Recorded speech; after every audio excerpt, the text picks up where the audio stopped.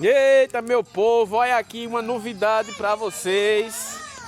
Veja que coisa mais linda, mais bela. Isso aqui só podia ter um artista fazendo.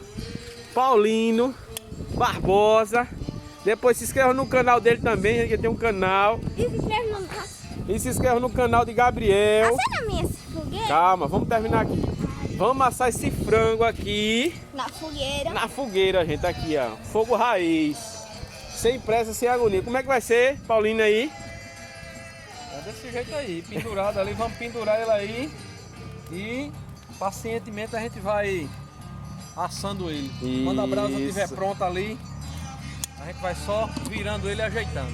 Aí depois a gente E isso, gente, com o som de Luiz Gonzaga no fundo, viu? Ei, olha a obra de arte aqui. Como é o nome desse negócio, Sally? Bom, isso. Banguê. Olha aí, gente, banguê. Aqui, ó, pra gente curtir uma fogueirinha numa noite fria, que hoje tá frio, tá ventando bastante. Noite gostosa. Aqui a gente assando um franguinho sem pressa, gente, pra fogueirinha. Eita, que riqueza. Daqui a pouco ele vai tomar um guaraná, que ele não é besta. E sem pressa, né não?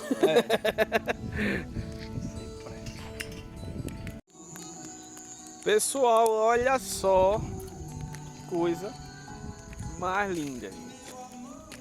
Já pegou, olha, 10 minutinhos de fogo.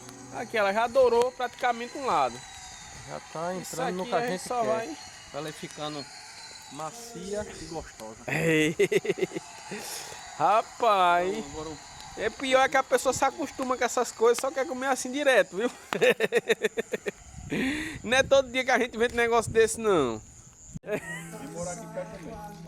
Olha aí, gente, olha aí. Olha aí, gente. E aí, Dio? não, fazer do meu, rapaz. Eita, negócio desenrolado, saindo galetinha aqui, ó. Deus quiser, Deus